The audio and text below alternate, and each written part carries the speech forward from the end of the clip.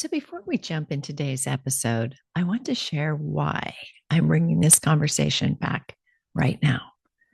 Over the next few weeks, I'm doing a short series I'm calling At the Threshold because I find myself in one of those moments in life where something is shifting, not just externally, but internally. As I prepare for my daughter's wedding, I've been reflecting on my own experience as a daughter, and more specifically, what it means for me to be a good daughter. When I look back at my own wedding, I can see how much of it was shaped by my desire to make my mom happy. She planned most of it, and I went along with it. There were things happening behind the scenes, some family tension, things not going as expected, things that usually happen at every wedding. And I remember not always feeling like myself in the middle of it. But what I didn't see then that I can see now is the role I was playing. And that was the role of being the good daughter, the one who keeps the peace, the one who makes things easier for everyone else, the one who doesn't rock the boat. So, for this episode, I've gone back to a conversation I had with Kathryn Fabrizio, one of my favorite episodes where I learned so much about myself. And if you missed it, I'll have the link to the complete episode in the show notes. I've pulled together a few moments that really helped me understand where the pattern begins and why it can be so hard to shift, all with the goal to be more present for my daughter's wedding and break the good daughter trap for both of us. And as you listen, I invite you to reflect on this. Where might you still be playing the role of a good daughter? And what might be ready to change? Here you go. So, would you introduce yourself to our audience and tell them about your book? Okay. My name is Kathryn Fabrizio. I'm a psychotherapist now going on 35 years, which makes me sound really ancient. However, I have the benefit of hindsight. As the universe would have it, women in the good daughter role have gravitated toward my practice. And I would think, wow, we're speaking the same language. And I would see variations on this theme. So I know my story. I know what helped me, but I got to know so many variations of the same story. Thank goodness we have so much information available to us now that when people end up on my couch, they pretty much they've been educated and kind of know what they're up against. Having said that, I can have clients that don't even mention their mother for a year in, and then they'll mention they read my book, and that's why they're there. I mean, it is still so culturally taboo to um, say that your mother is being hurtful in some way. I think we fall into our cycles of being in relating with our mothers Sure. that we just keep doing it over and over again. It just becomes normalized. It's like an Yes. accent. I don't have a Southern accent, do I? Not to me. Until I hear a Northern accent or somebody says, "Oh, I like your Southern." I'm like, "What?" But anyway, I think it literally resides in a different part of our brain. It's just, it's just mom. It's just how mom is. Yeah. It's Yeah. just can't set boundaries. It's not worth it. She won't let me. Oh my gosh. Well, you do a wonderful job of describing the good daughter trap. And I mentioned to you that I am definitely a good daughter. my Definitely in my head. And I'm wondering if you wouldn't mind reading about that good daughter trap because I suspect that a few of my listeners might relate to them. Okay, okay. Number one, no matter how hard you work for mom's approval, it's never good enough. Try as you might, whatever you do, Mom weighs in with criticism or helpful suggestions or finds other subtle ways to make her disapproval known. Number two, mom gives you unsolicited advice. She micromanages you and tries to control your life, continuing to act like she's responsible for and in charge of you long into adulthood. She expects you to answer to her and take her advice, even though you haven't asked for it. Number three, mom is never wrong and never sorry. You won't hear, I was wrong and you were right. She just can't give it to you, nor can she give you a genuine apology. It's just not in her DNA. Number four, boundaries. What boundaries? When it comes to your mother, you have a hard time setting them and an even harder time sticking to them. Setting a boundary feels like you're breaking a rule you never knew existed. Mm.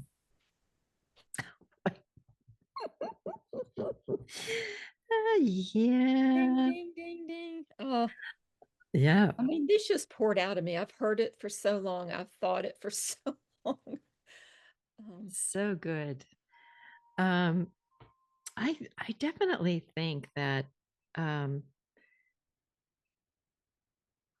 that trap that we're talking about is kind of that cycle that we just keep thinking that the like in my case, I kept thinking, oh well, being a good daughter is going to save me.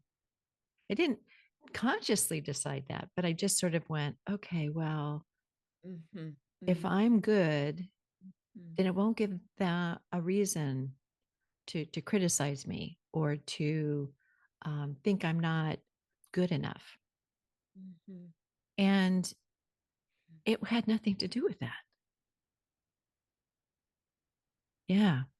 We go back to that evolutionary template. We are bonded, we are biologically programmed to keep the attention of the person that we're totally dependent on. And in this culture, many times that means mom.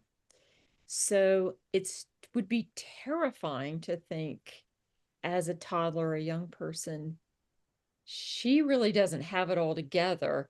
I'm the one that is better equipped. We circumvent that and we say we pick up, we're tuned to what unsettles mom, upsets mom, distracts mom, and what pleases her, what makes her happy, what makes her smile. And Mhm. those things are reinforced over time and throughout development. And plus, I mean, when we're empathetic or we're rule following or we want to be good, kind of works for us in the world. So it's very hard to uncouple and think, wait a minute, my mother has emotional, immature um, defenses. We don't have the labels. We don't, it comes to us late and it's scary because that means we really are in charge. Mhm. Um, we really can't look to her to help us in the ways that we always have. We'd rather think if I just keep up this effort, if I don't embarrass her, that's where the shame comes in. If I keep her internalized, her criticisms in my head, then I'm going to be okay. A mother with a highly fragile sense of self might crumble under the pressure like a house of cards when her defenses cave in. The same defenses an impaired mother develops to survive, like projection, denial, or rationalization, amongst others, can wreak all manner of havoc. If mom didn't get the love or affirmation she needed when she was young, places inside of her remain raw and wounded, even if she's out of touch with them. As her empathetic daughter, you sense at a deep level that your mother's unhappy, and you feel it's your job to fix it. Taking care of mom becomes the only way you feel emotionally safe, even if neither one of you is fully aware you're doing it. And coming full circle, that's how you become the good daughter. Mhm. God. I hope that some of my listeners are laughing right now and with me and going, oh my God, that's so good. And it definitely explains so much of that attachment. You mentioned shame as an emotion, but are there other emotions that come up with us being good daughters? Oh, not guilt. I'm kidding. I'm kidding. With a I capital think G. that all the time. It's the number one emotion.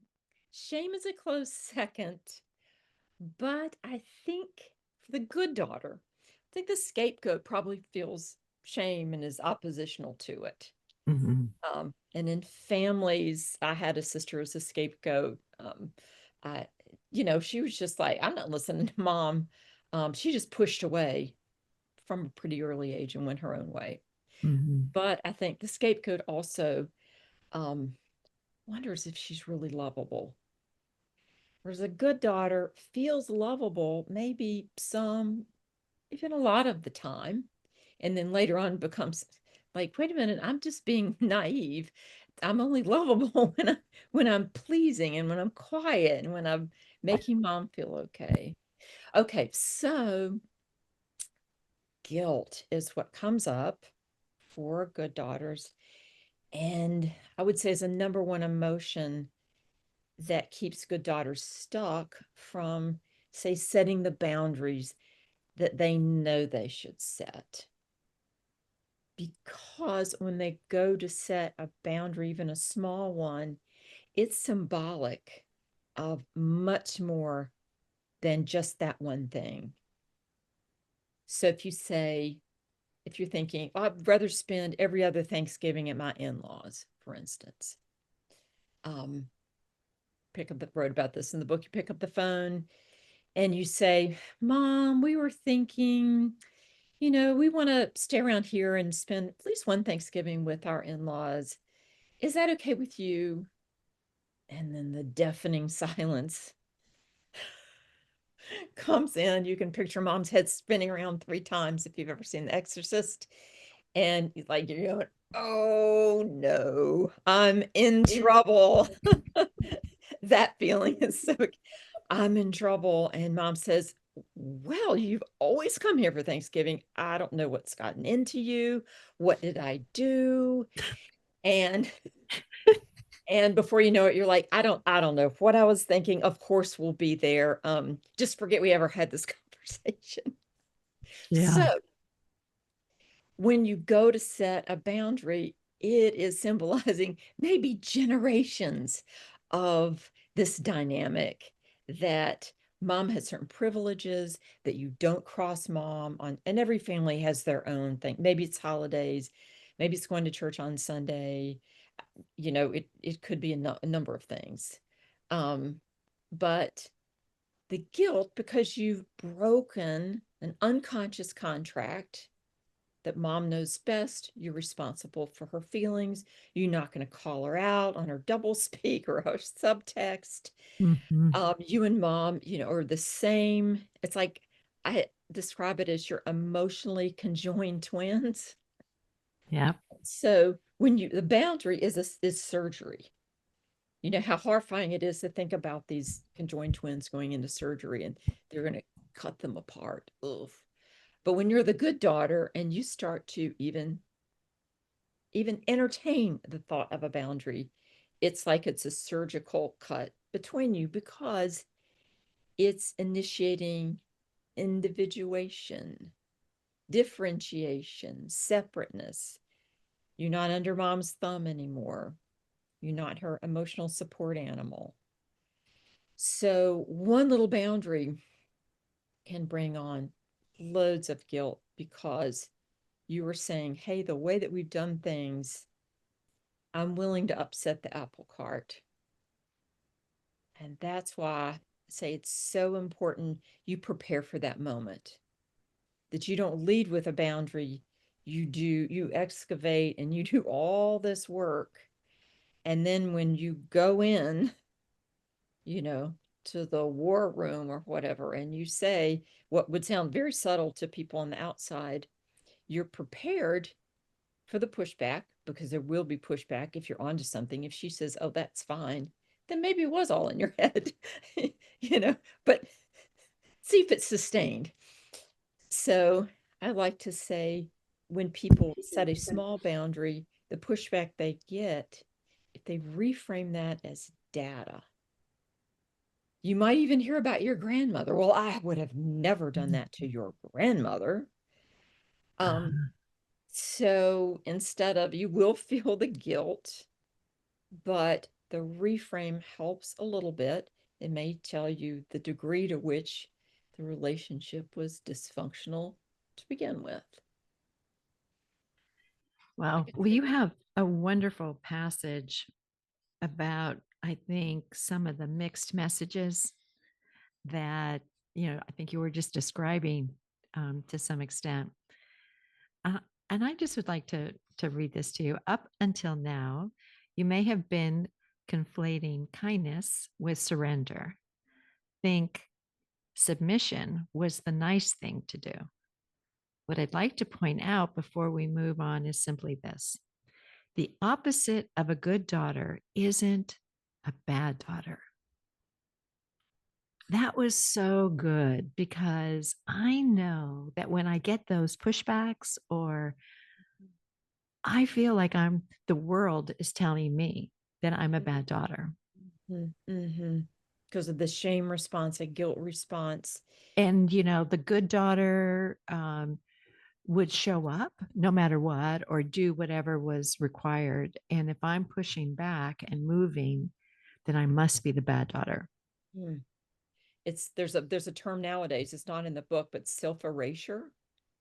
So Mm, when there's just room for one person, when you're enmeshed, that when you dare to have needs, you feel like you're squashing your mom's needs, that mm, you're bad, you're telling her her needs aren't relevant, her needs met at the expense of the other.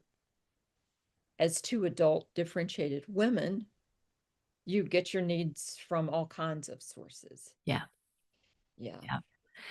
That was part of my, I think, recovery or insight there and healing, which was, even if I'm not there, Mm-hmm.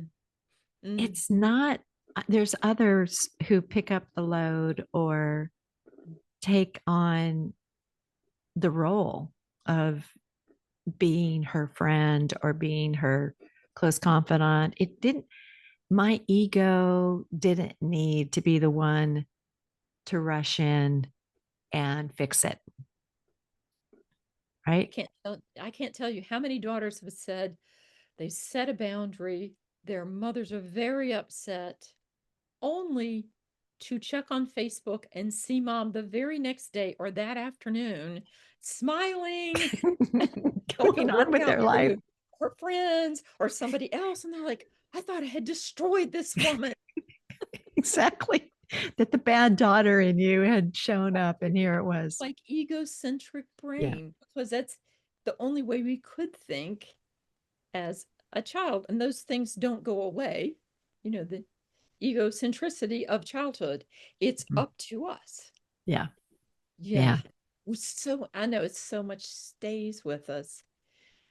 She had a life before we were born. And, Yes. and maybe it's not a life that we would think was good or fulfilling, but it's a life her defenses have allowed her to have.